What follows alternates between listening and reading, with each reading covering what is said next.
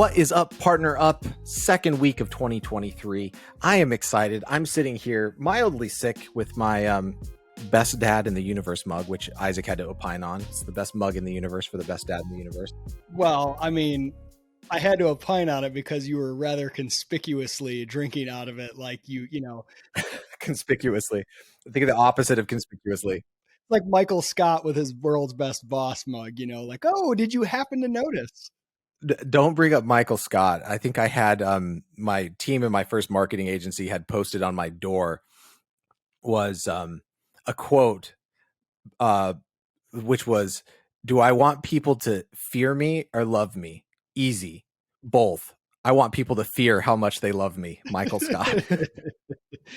Oh, never gets old. Never gets old. Well, I'm super excited to really jump into this year. And this episode is being released, I guess, the day of Partner Ecosystem Kickoff event, and another event that our guest today is going to be talking about a little bit on something that I don't think gets a lot of love in the partner ecosystem. Jared, is that a fair assessment? I'd say it's not a 4-letter word, but it kind of has that connotation, and it might need to be rescued in 2023. So we're here talking with Leanne Johnstone about affiliates. Leanne. Hi. Welcome to Partner Up, and thank you so much for having us on your show. Yes.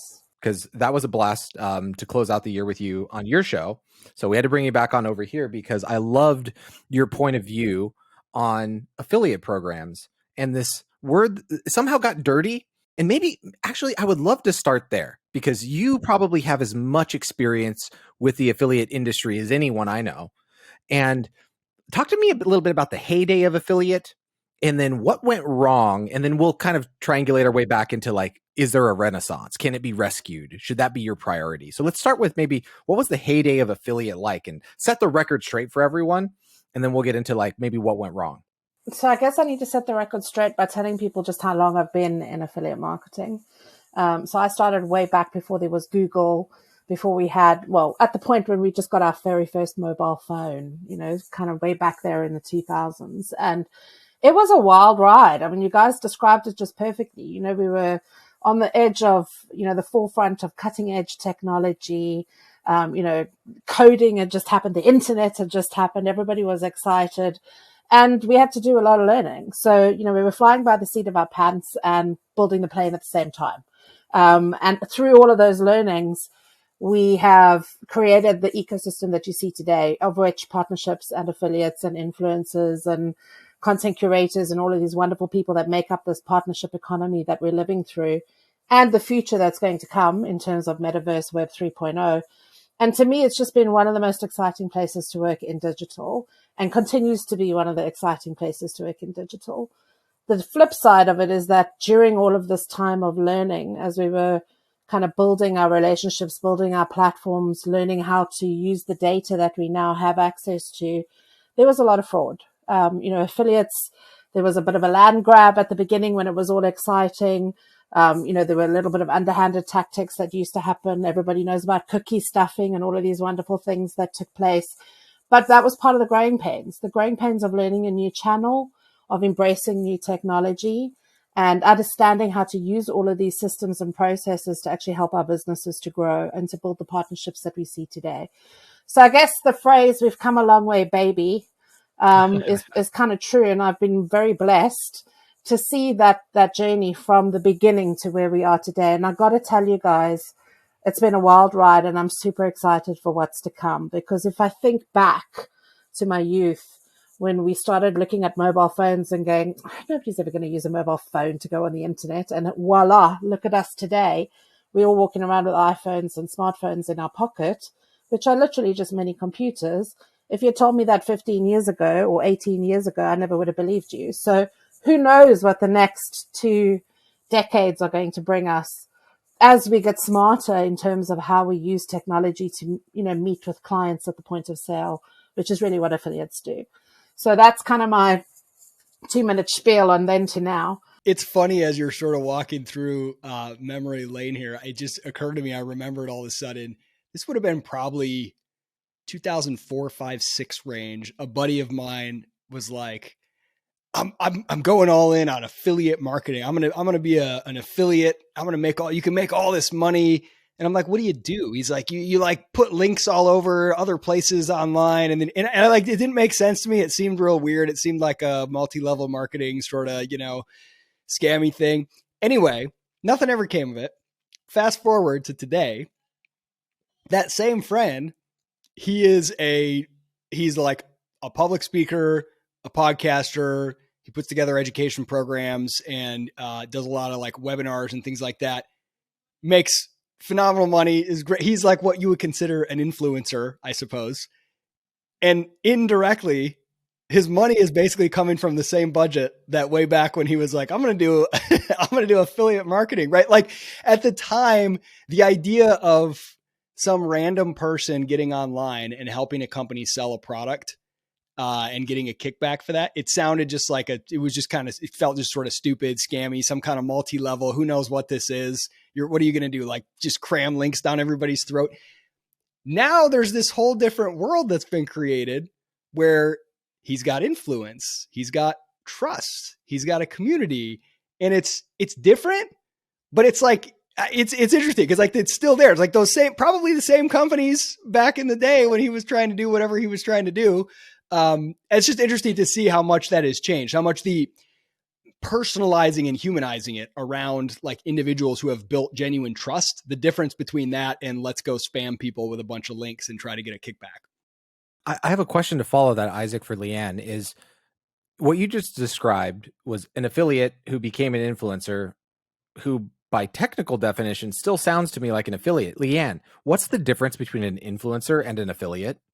At this point, not much, because an affiliate builds a brand of trust with an audience, whether they're using a website, whether they're using an Instagram channel or any other social media channel or a podcast. I mean, we've even got Clubhouse now. There are influencers and affiliates that work on Clubhouse using audio to convert people. So if you strip it back to forget about what channel it's on or in, an affiliate is somebody who is knowledgeable about a certain content or topic. So they could be an SEO affiliate, for example, so they know how to drive traffic, they know how to create content. Or they could be a really great influencer who knows how to create, video content that really connects. And they're monetizing their content stream, whichever format it's in. I've used this example on the podcast before because in my heart of hearts, I really want Athletic Greens to sponsor this podcast, apparently. So whenever Tim Ferriss influenced me 3 years ago to buy Athletic Greens, because Tim Ferriss is far more knowledgeable about biohacking than anyone I listen to. And then I had Dr. Andrew Huberman, kind of double down on that. So like I've been a customer monthly every month for years. I had my Athletic Greens this morning. Is Tim Ferriss an affiliate for Athletic Greens? He's an influencer. It's the same definition? Like Tim Ferriss is an expert on biohacking. He's saying, hey, go out and buy Athletic Greens. Here's the promo code. Use Tim at checkout. Is that an affiliate? Does it matter if he's getting paid up front or if he's getting a kickback? It does at this point still, because brands see budgets differently. So anything that's performance based, so paid after delivery, so paid after a sale has made, that would be still classed as affiliate. Anything that's ambassador or influence based would actually be prepaid, but the lines are blurring. I'll have to be honest with you, because a lot of ambassadors and influencers are wising up to the fact that they want the lifetime customer stream. So if you're a repeat purchaser, if I was Tim Ferriss, I'd be getting myself onto a revenue share deal, because you're coming back and buying that product over and over and over again for the rest of your life.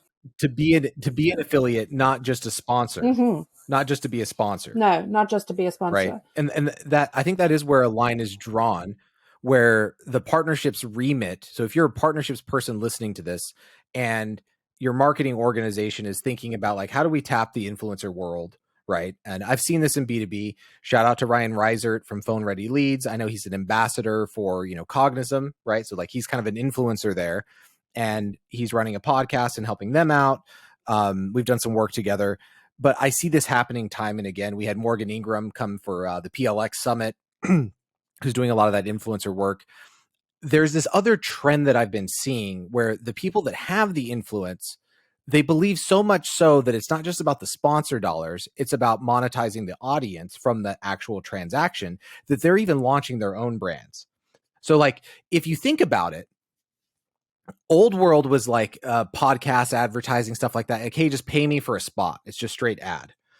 But the performance component, if you really are good, if you're working with a really good person, they want that money. So I'll use another example. I'm not sure who in this audience is familiar with, I'm big on like the big podcasts and the big channels just to see how media is evolving. But if you look at Logan Paul, and he has Impulsive, which is one of the biggest podcasts in the world. He just launched this entire sports energy drink called Prime, right? Because he wanted the full revenue, right? So they went and overcapitalized and launched their own thing. So instead of sponsoring someone else's, they even launched their own. Look at Kim Kardashian launching her own private equity firm. Like, if consumer is upstream of B2B, right? So B2B is downstream of B2C, then it seems to me that we're really behind the boat in B2B of these influencers taking a component of the sale and that pay for performance. And that's about to have a renaissance right now. Absolutely, it is. Okay, well, so as you're talking, I'm kind of thinking from my own experience on both sides of the table. So I have been paid to do, sponsorship campaign stuff. With my previous company, I had a lot of that, and then and also affiliates, and I've also paid for it. And here's a pattern that I've sort of observed. Obviously, the company, they're like, oh, affiliate, that's great because I only pay you if you drive customers. So great, I don't need to front a bunch of money. Yes, let's do that. So you go find somebody and you're like, hey, how about you promote my thing and I'll pay you if some people convert and buy it. From the other side of the table, you're like, okay, fine, sure, we'll try it. I'll throw your thing in my newsletter or my podcast, and if somebody converts, I'll get some money. But not a lot happens. You don't get a lot of action. There's often a long delay in the buying cycle. You only get a few people to convert, and somebody throws you a couple $100 and you're like, nah, not worth it. Here's what I've seen the pattern that works well is you start with a sponsorship. You start and say, hey, I want you to sponsor my product. I'm going to pay you to cover it, to talk about it, to try it, to do ads, bring me on to talk about it, or put it in the newsletter. And then after you've established a rapport with your audience and you start to see it work, then we transition you to a rev share once we found it work. Because otherwise, as a content creator, I don't really care that much. If I try your thing and my audience doesn't buy it a lot, I'm just done. I'm not going to give you the time of the day anymore. But if you pay me upfront as a sponsor, I will invest the time to learn, to get to know your product, to figure out how to make it more effective. And then if I'm seeing that it's working, now both of us have an interest in like sort of, so I'm just wondering if that's a pattern you've observed where it's like, because if you just start from affiliate and it doesn't work, you can walk away prematurely, I think, where you could have a productive relationship. Correct. And a lot of mismanaged affiliate programs experience that because they don't have experienced account managers that are building relationships, because affiliate is still very much about building that connectivity with your partner and figuring out how to leverage and pull the levers with what that partner has that you need and want. You don't necessarily have to be in position one on every single website that you're working with. You don't necessarily have to be on every single influencer's page. You just have to be connecting with the customers that you need and want through multiple different partners and segmenting that program. So there is a lot of the misconception here is that affiliate is free and easy because it's paid on performance. It's kind of like skiing and snowboarding, if anybody's ever done that. And I'm not an expert because I'm from South Africa where there is no snow. But you can get up and snowboard within an hour's lesson. You can do the same with skiing, but you can be a really, really bad skier after 4 years of having lessons. And you can be a really, really good snowboarder after just one lesson. So there's a depth of skill that's required in running and managing a successful affiliate program. And I think that's where things get lost in translation. People think that if they just throw money at someone and get them to slap up an offer or a promotion on their website, that's going to work for their brand. And you have to go deeper. You have to really understand and leverage what is that partner doing that you cannot to access those customers, because those customers are following that partner, whatever channel they're on, website, social media, whatever it is, because that person has invested in it. And here's the magic word, brand affinity. People buy people. They don't buy promotions. Sometimes we'll buy promotions if we're looking, special offer, voucher codes, all of those wonderful things. But ultimately, those partners that succeed are investing in building trust and brand affinity with their community. And that is why that community buys whatever it is that partner puts in front of them. So there's a length of time that a partner takes in order to build that community and to build that trust. And your investment in that partner, whether it's a little bit upfront, as you've really, described it very, very well, is part of your budget planning. So there is a lot of misconception that has led us to where we are right now, where affiliate is underutilized in businesses, as far as I'm concerned, misunderstood by a lot of CMOs, and kind of cast into what I call the shroom room, to just sit along and trickle along. And there's a lot of stuff that could be done right now, especially with the level of data that we have, to pull those levers and make them a bigger part of your digital mix. Can I get an amen? That was Amen. just both of you. I really, really, really loved how, Isaac, you teed that up, because that was my gut, but I hadn't articulated that. Like, as soon as I was just sitting here nodding my head, I'm like, yes, because that's us. The anecdotal evidence from Partner Hacker. I mean, we're a media company. All you listening, like, this is not some game or some shtick or some show. Like, we started a media business, and we're in the business of monetizing media. And in a lot of ways, like, what's happening today, if you're listening to this on the day it came out, we have partnerkickoff.com with PartnerStack. And PartnerStack wouldn't be doing business with us if we hadn't been able to show some results for them. And in fact, one of the things that's on our 23 to-do list was like, we need to get in that monetization funnel. We're sending all this business to PartnerStack. We keep doing business with them. Like, we should be doing some stuff like that and using the PartnerStack platform to do it. So if you're thinking about doing this, I mean, I can't recommend PartnerStack enough. They didn't sponsor me to say that for this show. There's no sponsorship for me to say that, but we've worked with them enough, and they've been a sponsor enough times where I'm like, anecdotally, I would be interested in that because I know it works. I know it's converted for them. We have this longer relationship. Here's where I think, Leanne, to your point about account managers earlier and some of this management process where there has to be a program, may be falling down in B2B. I normally see affiliate programs live in the marketing department. And what I see by that is there isn't the long tail of management. I've never known a marketer to be a great account manager. But for some strange reason, the marketer is the account manager. Account management needs to happen in one of three departments: sales, partnerships, or CS. So why is affiliate being managed by a marketing person that doesn't know how to deal with that relationship and sell the sponsorship, and then go, look, if this works out, we want to convert. All parties want to convert to paid. If that was the expectation up front in the process, let's work together, let's sponsor, and then we're going to go pay for performance because it's in your best interest and it's a long-term partnership. And they had a case study. Look at all of these impressive brands that have long-term partnerships that are pay for performance now because it worked for their audience. Man, that just seems like it'd be just a way better way of doing it. I've built a career out of that. Go ahead, Leanne. I said I've built a career out of that. I've built a career out of building multi-million-dollar affiliate programs and partnerships for brands over the last 20 years. So we know it works. There's no ifs, ands, or buts about it. I am where I am today after 20 years of doing this job, 22 years of doing this job. It works. Every single brand I've ever worked at has made money out of this channel, out of either, some sort of partner, influencer, ambassador, affiliate. Those that pull the levers properly and understand the strategy and go all in, putting funds behind it, putting teams behind it, training those teams with sales skills, because you've hit the nail on the head now, Jared. An affiliate manager has to have a multitude of different skills. It's a highly skilled job. And I think that's where sometimes brands fall down, is that they think that their affiliate account managers should be a salesperson only or a marketing person only. They actually need to be both to do it successfully. And they have to be creative. I think that's the other thing too. So like, Isaac, to you and me, anytime that we have a partnership or a sponsorship, who's driving the creative? Us. Right? Like, we're driving the creative. Why? Because it matters that much to us.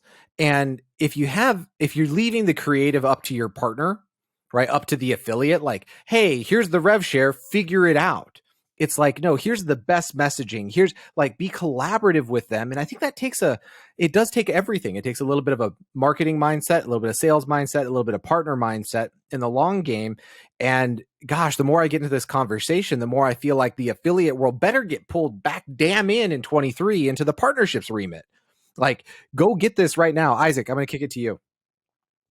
So Jared, you and I both have a lot of experience in our previous life of organizing things on college campuses or, events where you're dealing with like basically a bunch of volunteers, or you might have some kind of a deal where it's like, hey, everybody you get to sign up, you'll get a couple dollars or you'll get whatever. Hey, by the way, Isaac, that was my favorite off-topic holiday break Slack threads, was us reminiscing on, hey, look at this event I pulled off. Look at this thing we did from like 12 years ago. And it's so funny that like we were exchanging those threads. That was my favorite off-topic holiday thread in Slack. Yeah, that's also why I told you we should never do events, and here we are doing events all the time. So, but what's one thing you learn if you've ever tried to do anything like this is if you just come to people and say, hey, here you go hand out these flyers or go get people to come to this event and you'll get a dollar for everybody that shows up.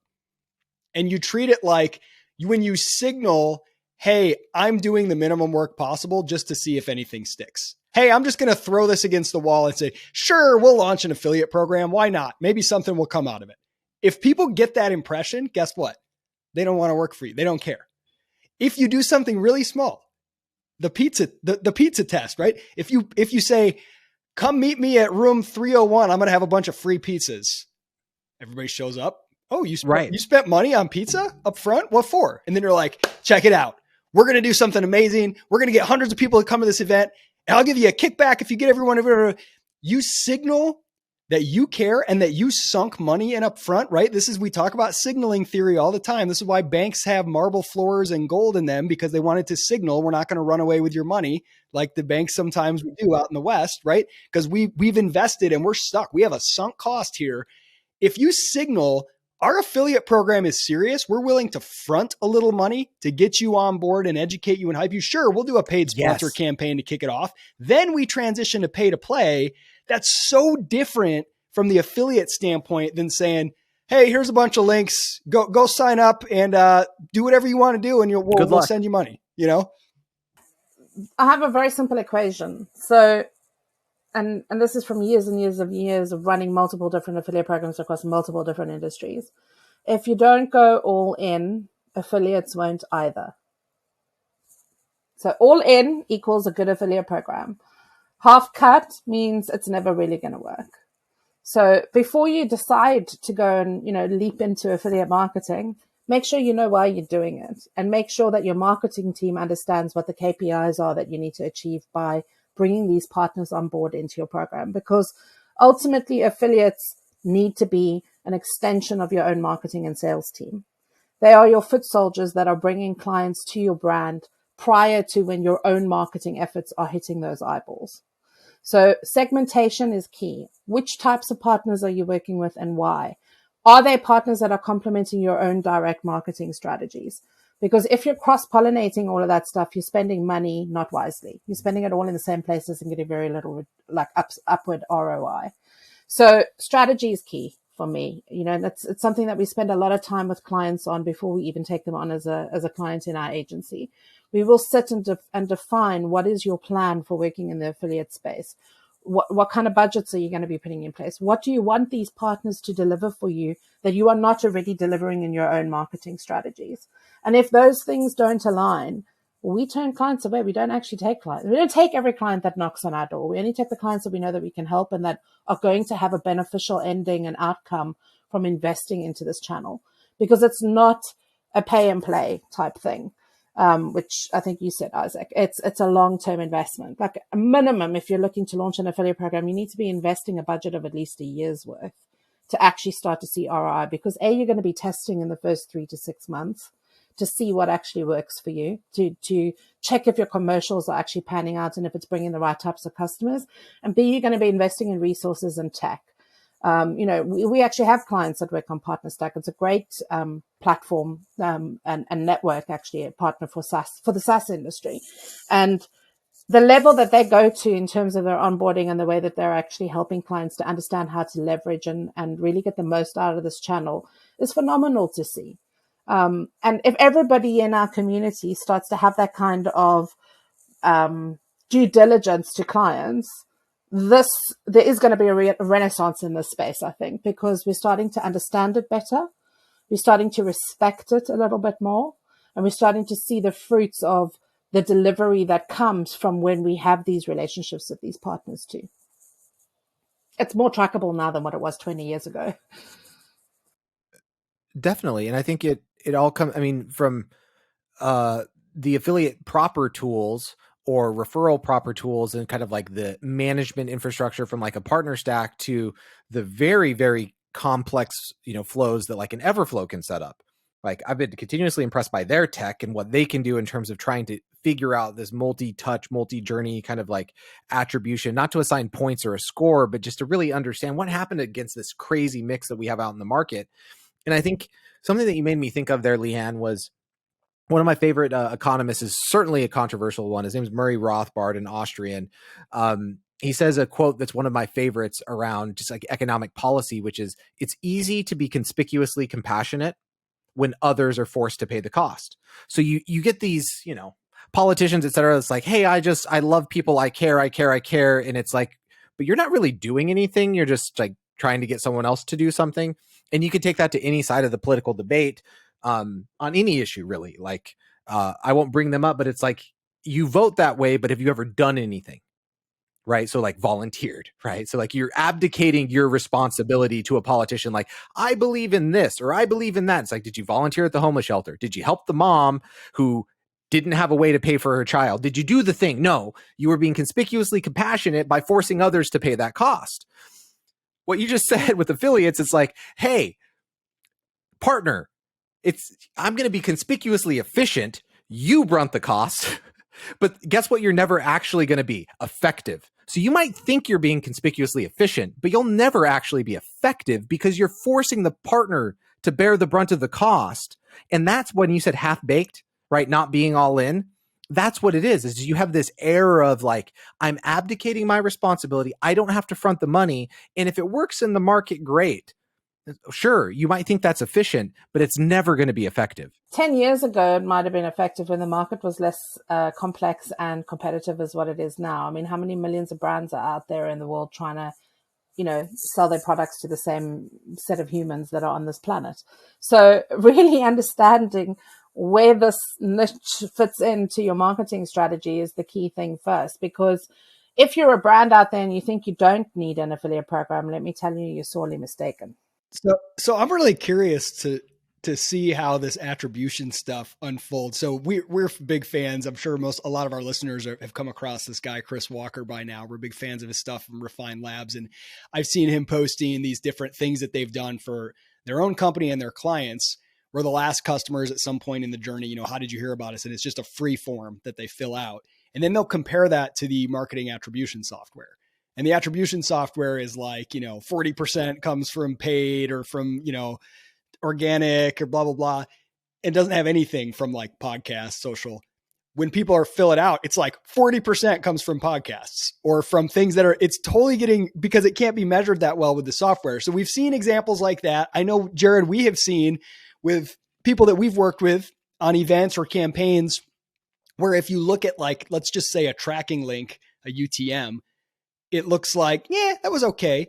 But then we've had them very wonderfully, that they thought to do this on their own because we didn't think of it, ask people, look, they went through their gong and said, how many people mentioned that event in the last month? And it was like huge. What percentage of our pipeline came to us through that event? None of it was measured in the like typical tracking measurement, but it was measured with this kind of qualitative type stuff. So here's what I'm wondering. If I'm thinking from the point of a media company, an influencer, an affiliate, I want to make a deal where I say, okay, I'll have a tracking link, but I don't want my commissions to be 100% based on the tracking link. I also want you to put a free form question in your flow, because I'm thinking about, like you said, athletic greens, Jared. I've gone and gotten products from, I used to get like when I'd order like flowers for somebody, I would be like, what was that place that one guy always talks about on that podcast? 1-800-Flowers, whatever. I would never go to / their name. I would go directly. But I only knew about it because of this person, this influencer. So if I were an influencer or affiliate in that position, I would say, give me a tracking link, sure. But I also want you to put in a free form question. How did you hear? And I want you to analyze on your sales calls. I want you to show me a report every month of how many times my name was mentioned in your Gong recordings. And then I want to somehow come up with a commission that's based on the 3 of those things, because I know we're not capturing it all with just the UTN. I said big what if moment. I want your reaction to this too, Leanne. What if that freeform what if we acknowledged like straight in the face, not like how did you hear about us, like an open format text, but almost like leaning into it more like who should we thank for bringing you to us? Who influenced your decision to make this decision, right? To where you could actually name a couple people. And I bet that would get really weird. I bet you would find it was like, oh, actually, that was, Scott Barker over at GTM Fund. It was Jesse Shipman over at Partner Fluent. And then I talked to this account manager at Marketo. Like, it'd be like, whoa. So of all the data that we had, here's 3 people that we've never talked to that actually, from my point of view, influenced me to make this decision.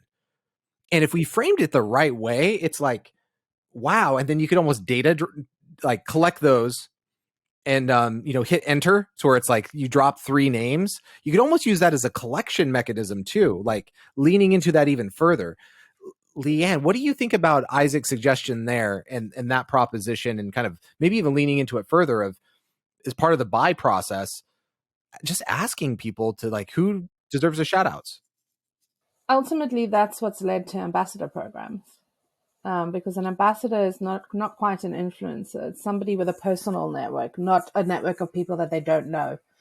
And what you'll find is that I think, there's all these stats on the internet, and I read a lot of stuff. I can never remember where I read it, but I'm pretty sure that if you Google this, you'll be able to find these stats. But there used to be a marketing mindset that there were like 6 degrees of separation in terms of people, but there's currently now upwards of 26 to 28 touch points that a consumer will pass through across multiple channels all over the interweb before they actually make a purchase. There is no one technology in the world that can track all of that, including what my friend told me last week when I asked about what flowers I needed to send. So I may have seen Interflora 1 million times in my life, but the only reason why I took action is because my friend sent a bunch of flowers to me, and I wanted to know where those flowers come from, because I wanted to send them on to somebody else. So my whole world exists around affiliate marketing. I believe affiliate marketing is everywhere and in everything. How efficient we are tracking absolutely every single touch point, we are nowhere near to that. But I think this is part of what Web 3.0 and the blockchain and crypto is trying to actually uncover. And there's a company that does this, it's called Chain Analysis. They look at all the crypto wallets in the world and where the money's flowing in from and to, not on a personal level, but just as a, like there's no GDPR that gets, conflicted, but it's a very, very interesting set of stats that you can purchase and look at in terms of how the flow of money and e-commerce is happening amongst a group of people that share crypto. And I think it's very, very important that we get this right, because I think a lot of our marketing spend is misspent in the wrong channels, on the wrong influencers, with the incorrect partners, because we just don't have that depth of data right now. Some platforms are moving closer to that. There are like technology stacks that are moving close to that. But it's going to be impossible to track absolutely everything offline and online in one place, which is what you would need to do in order to get 100% correct attribution. So I think starting with having a form that's telling you some stuff and collecting that data over time is still the best place to go, because it gives you just that little bit more accurate information. And if you remember what I said at the beginning of this podcast, 18 years ago, if we thought that we'd ever get mobile tracking to the point where it is today, and actually know exactly what apps in the App Store are sending you customers, like that was unheard of back then. So we're moving in that direction with big data, with artificial intelligence, with AI, with, Web3, with the next iteration of the internet, which is blockchain, which hopefully opens up new ways to track sources in real time. which then allows us to attribute our budgets properly. But we're not there yet. And I reckon that's another kind of decade away before we get close to that point. But listening to what your partners are telling you about what your customers need and want, that you can do right now. 100% you can. It makes me think too of like, I'm not sure to what degree, Leanne or Isaac, you've paid attention to things like growth marketing. And when I say growth marketing, I want to try and define that as like this obsessive way of doing things like A/B testing and, driving conversion from the margins, right? So different copy, different buttons, different placement, different CTAs, how many CTAs above the fold? Is it email only? How many form fields in the form? Like kind of taking a science to kind of the conversion process. And it actually amazes me that I've never heard anyone talk about this topic that we were just talking about of like, imagine, a podcast ad that instead of saying like, hey, go to the checkout and then use this code, blah, blah, blah during checkout, which Isaac has pointed out very clearly that you're going to forget if you make that purchasing decision later. That's not at the benefit of the company. You might think it is. You might think it's at the benefit of the company. Oh, we don't have to pay out on it. But the reality is you don't know what's working, right? So like if that person doesn't use the code and that's where they heard it, you don't know what's actually working. So like, what if the ad went something like this? It was like, hey, and next time you, or whenever you decide to get healthy and you want to get on the athletic greens kick, just drop PartnerUp in the thank you checkout box, right? And what if that checkout box had something to the effect of, something very simple that was like, anyone you want to give credit for influencing, your decision to be our customer, you could A/B test that and see what is getting the most unique responses on that checkout or sign up or demo page or whatever it is. If I'm a growth marketer, man, that's got to be my most valuable thing to A/B test. Who the heck is actually coming to us from where? Who's influencing our customers? Who do we need to give more love to? Who do we need to wrap ourselves around more as a partner? That would be one of the things I want to go fix right now in my funnel is I want to A/B test the heck out of that open format text box and not just, why did you come to us today? No, I want 20 different versions. Which one's converting the best? Which one's providing me the most names, not just single names, right? Because there might be 2 or 3 people. Man, that seems like one of the best hacks, partner hacker, in 2023 to be going after that to help your affiliate programs too. Cause you might be able to, Leanne, this just came to me right here. Would that not be an amazing affiliate discovery engine as well? Would be a phenomenal. People you had no idea were sending people to you as all of a sudden you reach out to, right? But I mean, look, you've got things like Google Analytics. You've got, some companies have their own, really intelligent analytics tools that give you the upflow and the downflow of before and after their website. So, I mean, people are doing this, but not to the extent that you guys are talking about now. And I think if you take anything away from this podcast today, they're not even doing anything. We're close though. Hold on. I do want to interject there because you can't compare Google Analytics to user input text. Like, no, I don't see a situation where you're going to get Google Analytics to tell you that an audio sponsorship on a podcast converted someone. There's just nothing about that journey that GA would ever pick up. Yeah, there's nothing about audio, but other websites, yes, it would. So you can look at where are people coming from other websites that create a similar lookalike audience, because these customers are converting and they're actually, bringing us a lot of lifetime revenue. So you can map it back to niches, different types of sites that are bringing you these types of audiences, but you can't interject with, apps or unless you've got other sophisticated tracking technology and then go into audio as well, which is fast growing. I mean, audio search is like, it's on the cusp of new stuff. So how are you building to actually integrate all of those? Because when you search online using your voice is very different to how you search online when you're typing into a search engine. So even that is becoming fragmented. And I think that's the problem that we sit in right now, is that the internet has become too diverse and too big. And how do we find ways to engage customers in all of these places? There is no one size fits all program anymore, which is why partner segmentation is so important in your affiliate strategy.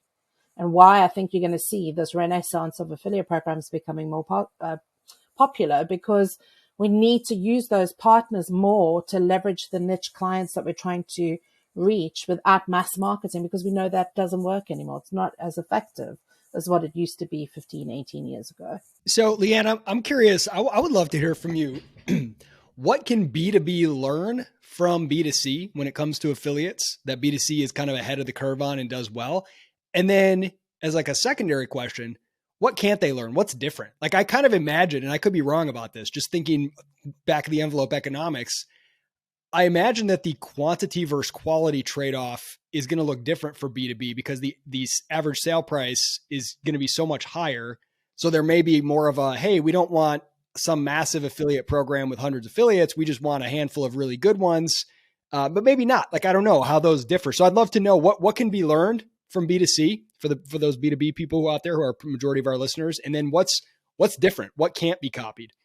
So I think what can't be copied on B2B is the level of segmentation that affiliate programs have in terms of finding customers at different points in the purchase journey and leveraging those partners on a pay on performance basis to tweak that sales process, that decision-making process, because of the way that B2B works. But what I think is happening, and I think you guys, if you listen to the Affiliate Insider podcast or the Affiliate Marketing podcast, you guys spoke about it on the flip side of my podcast, which was there is this movement that partnerships are becoming more relevant.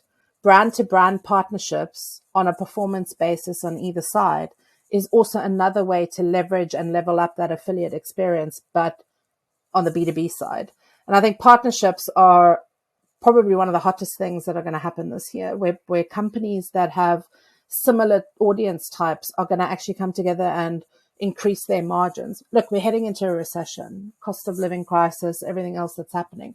Marketers that aren't thinking about things like this are not being responsible with how they should be spending their budget to leverage and grow sales during a recessionary period. So partnerships, brand to brand, are going to become very, very important. And I think understanding exactly where your affiliate program should fit in your marketing mix and focusing on value, not volume, are two of the simplest things that you need to be doing as we face this new year. Leanne, this was one of the funnest podcasts I've done in a long time. Thank you. I think there's a lot of meat to unpack on this, on the affiliate, influencer, ambassador, whatever the heck you want to call it. The reality is there are people out there, whether you did it intentionally or not, that are influencing your customers' purchasing decision to buy. And if you really want to lean into those and they are a business, then lead with a sponsorship, convert it to a pay for performance. And if they're not, turn them into that ambassador and get them in some sort of influencer program that's under the wider bucket of affiliate. Put someone on it that can actually manage a marketing and a sales process that's going for the long game, not just siloed, content manager that's having to manage external relationships. Lots of things to sum up. And we're stoked to have you at partnerkickoff.com. We'll announce it here. So if you're listening on Tuesday, Jan 17th, when this comes out, Leanne's going to be talking at ours, so partnerkickoff.com. And then she also has the Amplify Summit. So if you want to go deep into the world of affiliate and really understand this, that's January 17th and 18th. So you can do pre-hours, Leanne, on the Amplify Summit, post-hours with us. And then you can go Wednesday to the Amplify Summit. So we'll see you all at partnerkickoff.com. Leanne, thank you so much for coming in today and helping us demystify and rescue affiliate from, I don't want to say the jaws of defeat because it's always been there, but I think it's going to have a big renaissance this year. More to come. Yeah. Absolutely agree with you. And thank you so much for having me on the podcast. I can't wait to meet everybody at your event on the 17th of January too. Absolutely. All right, Partner Up. Peace out. We will see you all at partnerkickoff.com. Go get the recordings on demand if you're downloading this after the fact. It's still going to be great. We got 5 jam-packed hours for you. We will see you all next time. Peace.